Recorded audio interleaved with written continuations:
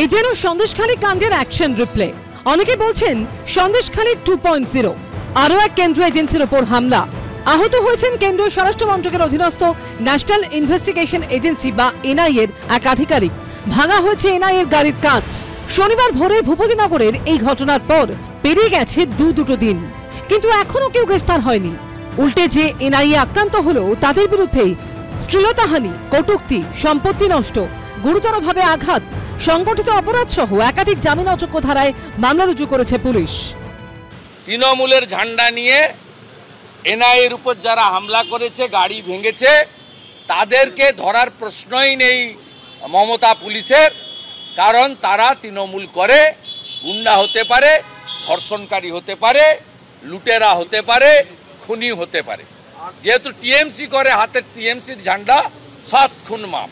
आप हमारा इधर में परसों भी रात में जाके महिला लोगों को तंग किया, और तंग करके अभी कहता है महिला लोगों ने मेरे को अटैक किया। क्यों रात में हम जाएंगे? ভূপতিনগর বিস্ফোরণ কাণ্ডের তদন্তে পূর্ব মেদিনীপুর জেলা পরিষদের পূর্ত কর্মাধ্যক্ষ ও তৃণমূল নেতা মানব কুমার পড়ুয়া, স্থানীয় 2 তৃণমূল নেতা সুবীর মাইতি ও নবকুমার পন্দাকে সোমবার নিউ টাউনে এনআইএ দফতরে তলব করা হয়, কিন্তু 3 জনের কেউই হাজির হননি। এই নিয়ে তৃতীয়বার হাজিরা এড়ালেন 3 তৃণমূল নেতা। পার্থপ্রতিম ঘোষ, আবির দত্ত ও বিটন চক্রবর্তী রিপোর্ট, এবিপি আনন্দ। 2022-এর 2রা ডিসেম্বর ভূপতিনগরের তৃণমূলের তৎকালীন বুথ সভাপতি রাজকুমার মান্নার বাড়িতে ভয়ঙ্কর বিস্ফোরণ ঘটে। ধূলিসাৎ হয়ে যায় তৃণমূল নেতার আস্ত বাড়ি। বিস্ফোরণের তীব্রতা এতটাই ছিল যে প্রায় 8 কিলোমিটার দূর থেকেও শোনা যায় বিস্ফোরণের বিকট শব্দ। রহস্য বাড়িয়ে বিস্ফোরণ স্থল থেকে 1.5 কিলোমিটার দূরে উদ্ধার হয় তৃণমূল নেতার মৃতদেহ। আশেপাশে আরও 2 তৃণমূল কর্মীর মৃতদেহ উদ্ধার করে পুলিশ। 2023-এর 21শে মার্চ এই মামলায় বিস্ফোরক আইন যোগ করতে বলে আদালত। পাশাপাশি হাইকোর্ট জানায় কেন্দ্রীয় সরকার চাইলে এনআইএ এই মামলার তদন্ত করতে পারে। সেই ঘটনার তদন্তে গিয়ে শনিবার ভোররাতে আক্রান্ত হতে হয় কেন্দ্রীয় গোয়েন্দা সংস্থা এনআইএ কে। ভাঙা হয় জাতীয় তদন্তকারী সংস্থার গাড়ির কাঁচ। আর সেই ঘটনার জন্য এদিন বাঁকুড়ার জনসভা থেকে ফের এনআইএ কেই দায়ী করলেন মমতা বন্দ্যোপাধ্যায়। और law and order is a state subject. Police को नहीं बता के आप 3 बजे जाके हमला करते हैं महिला के ऊपर, और 5 बजे पुलिस को इंफॉर्मेशन देता है। ये क्या कोई तरीका है? এটা কখনো কিছু হতে পারে কি মা ভাই বোনেরা? হতে পারে? আর হুঙ্কার দিচ্ছেন।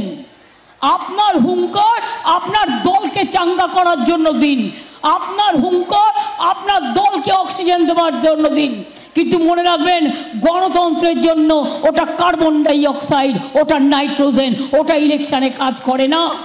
যেভাবে শাহজাহানকে বলেছিল যে শাহজাহানকে ঢুকিয়ে দিয়ে এরিয়া ফাঁকা করে আরএসএস বিজেপি এলাকা দখল করতে চাইছে, শাহজাহানকে সাপোর্ট দিয়েছিল Mamata Banerjee on the floor of the assembly, পুলিশের এগেনস্টে স্ট্রং অ্যাকশন না হোক।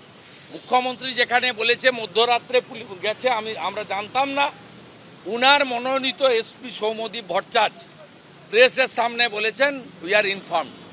অতএব এ তো পুলিশ মন্ত্রী আর উনার যে এসপি তার দুজনের কথায় দুধ আর জল আলাদা হয়ে গেছে। ভূপতিনগর থানার পক্ষ থেকে তাদেরকে সমস্ত রকম সহযোগিতার আশ্বাস দেওয়া হয় একটি পুরনো একটি কেসে, কিন্তু দেখা যায় যে আগে থেকে তাদের আরও কয়েকটি দল ভূপতিনগরের বিভিন্ন জায়গায় ছিল। পুলিশের পক্ষ থেকে সমস্ত টিম যখন ভূপতিনগর থানা থেকে বেরোচ্ছে সেই সময় খবর আছে যে এনআইএর যে সমস্ত টিমগুলি আগে থেকে ফিল্ডে পৌঁছে গেছিলো তাদেরই একটি টিম আক্রান্ত হয়েছে। এদিকে ভূপতিনগর হামলাকাণ্ডের তৃণমূলের অভিযোগ খারিজ করে এনআইএ সূত্রে দাবি, ভূপতিনগরে তল্লাশি শুরুর আগেই জানানো হয়েছিল পুলিশকে। ভোর 4:30 নাগাদ ভূপতিনগর থানায় পৌঁছয় এনআইএ। ডিউটি অফিসারের কাছে চাওয়া হয় পুলিশ ফোর্স। এনআইএ সূত্রে দাবি, হামলার ঘটনা ঘটে তার 1.5 ঘন্টা পর সকাল 6:15 নাগাদ। প্রায় 30 জন সিআরপিএফ জওয়ানকে নিয়ে ভূপতিনগরের 5টি জায়গায় তল্লাশি অভিযান শুরু করে এনআইএ। ব্যাকআপ হিসেবে রাখা হয়েছিল আরও 6টি টিম এবং একটি সিআরপিএফ বাহিনী। রাখা হয়েছিল 8টি গাড়ি।